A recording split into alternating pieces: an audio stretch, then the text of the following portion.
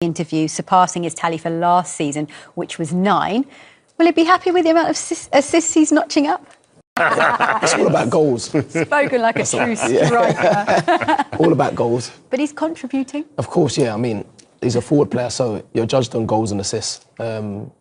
He's contributing. You know, his numbers are high. But I'm sure deep down he'd obviously want to score more goals, of course. You want to score more goals than your assists. But if the team's winning and scoring that many goals, then and you're contributing, like I said, then that's the most important thing. But overall, a quality player, David. Yeah. He is unbelievable. And what you don't see with him doing is taking on shots when he knows there's a player in a better position. He always puts the ball across. You know, he's not a greedy. Not selfish. He's not always after the goals, you know, and you know, he might be happy with the assist, you know, but he wants goals, but he knows that when he's in the right position, he will square it to a guy in a better position. So that shows you a quality player. But he seems to be a player, as are all of the players actually, that seem to be just improving and taking it up a level, up a gear every time we see them play, especially in the last 3 games. I think Arsenal's been like that for the last few seasons, to be honest. They've had little blips here and there, which is normal throughout the course of the season, but I think in the main, really, you know, we've seen that with Arsenal where on their day, you know, they can score 5 and 6 goals. Because in the forward areas, they've got so much quality. The way the manager wants to play, you know, his attention to detail, you know, from what you hear, you know, he loves coaching. He spends hours and hours in coaching, his set-piece coaching, you know, so he ticks all the boxes. So you expect them to be like that. So, David, what is the key from your experience of maintaining this level? What's the key to continuing that level of success with the games coming thick and fast, with the Premier League schedule relentless over the Christmas period? Because what they want to do is maintain that high standard. Yeah, and it's keep that momentum going. Hopefully stay away from injuries, you know, and have a full squad to choose from, because that really makes a difference. You know, we're seeing that with Man City, you know, but with Arsenal now, I think the only guy out is Ben White and Tomiyasu as well. You know, so we've still got like a big squad to choose from, you know, and then keep that momentum going. And it's weird because like they'll come off now off the back of this, you know, big win against West Ham. Straight away, thoughts will go straight towards Man United on Wednesday. That's key, isn't it? Well, let's have a look back at the goals. We'll take you back to 1-0, Gabriel. This was a set piece, and this was straight off the training pitch. Yeah, it was really good because it was a funny start. You know, the starting position, they all started at the back post. You can see here. And it's really difficult to pick up, actually. And then there's little blocks and stuff like that. But, you know, and Gabriel just gets a good header there, just directs it into the far corner. But the starting positions were quite... You don't really see that too. You look at Timber there, as he gets that block, and then it allows Gabriel to get onto the ball and gets a free header. You know, all that just doesn't happen by chance. No, that's all planned. And they do a lot of set-piece practice at the training ground. And look at that. 28 goals from set pieces since the start of last season. And you would think, actually, that teams would find them out a little bit because they're used to them scoring from set pieces, but they're still managing to deliver at such a high level. The key thing is the quality of the cross that's coming in. Yeah. You've got Declan knocking, you know, like a cross in with pace with his right foot bending it in. You've got Saka on the other side with his left. And it's really hard to defend, you know, and that's why you're getting a lot of the little flicks. And then with Gabriel coming in, timing it perfectly, it's just a header, you know, it's a proper header on goal and it's in. You know, the goalies don't hardly ever move. How, as a goalkeeper, would you deal with that? It's really hard because it's all about reactions, you know, and then there's bodies in front of you, and unless it hits you, you ain't really got a chance because it's so close. That's where you want, obviously, your defenders to make first contact, because when there's so much, I don't think the goalkeeper can do anything. Yeah, well, we talked about Saka. He provided the assist for that, and then for the second goal, which Trossard fired home. Trossard, he's a good player. He's getting more and more chances to start in this Arsenal side as well. Yeah, he is, and this is like what I was talking about earlier, you know, like Odegaard finds him there, and Bakar could easily shoot there, but he knows that there's 2 people in a better position, and he just squares it in.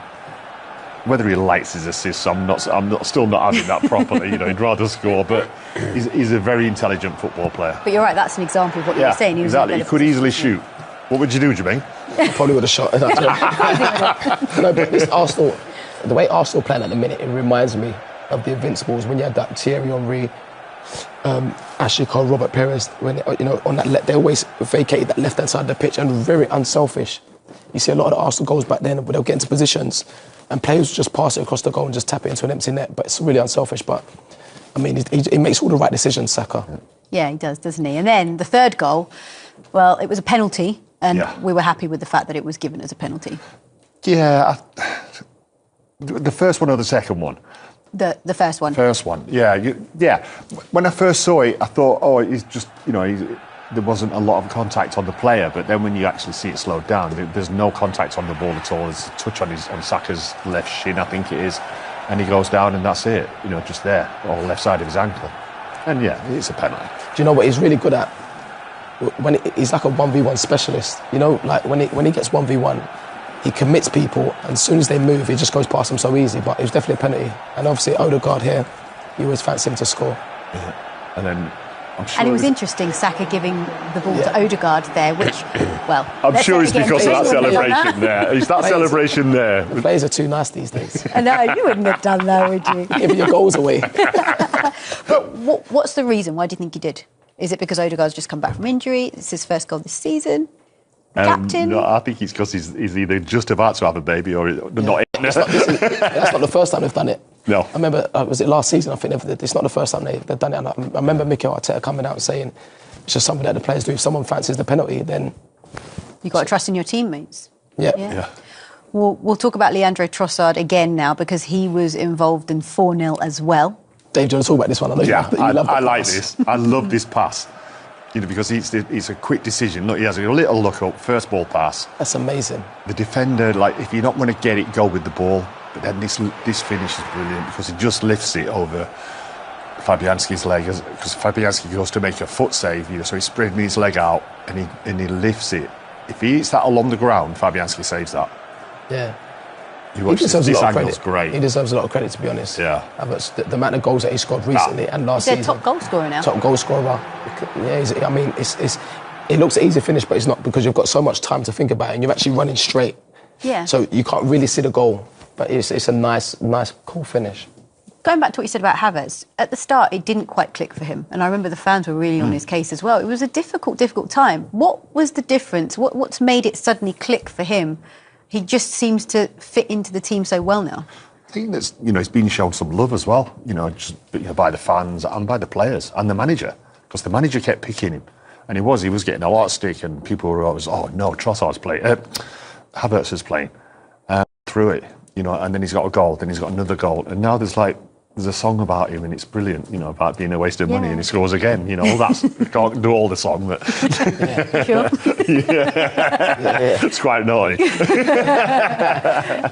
The interesting part, also, when you look at the goal scorers, there were 5 different goal scorers today, Jermaine. But it's so funny we said that because we spoke before, and I remember having a conversation with Thierry Henry, and he spoke about you need goals from all over the pitch. In the Arsenal teams, when you get Freddie Ljungberg, 15 goals, Robert Perez, Thierry Henry, so there's goals all over if you want to go and try and achieve anything. And 5 different goal scorers today, if they do that going forward, it'll obviously help. We still need a striker. Yeah. Oh yeah. Well, that conversation's gone now, right? Well, I would imagine so. Yeah. It'll never go away, because when we have a game where we don't score, sometimes it looks like we really do need one. But can you imagine if we did have one that was scoring goals? Yeah. Everyone absolutely buzzing. Yeah, they're all loving it. They're all buzzing. The Invincibles and the Incredibles are all on there. Invincibles and Incredibles, that's brilliant.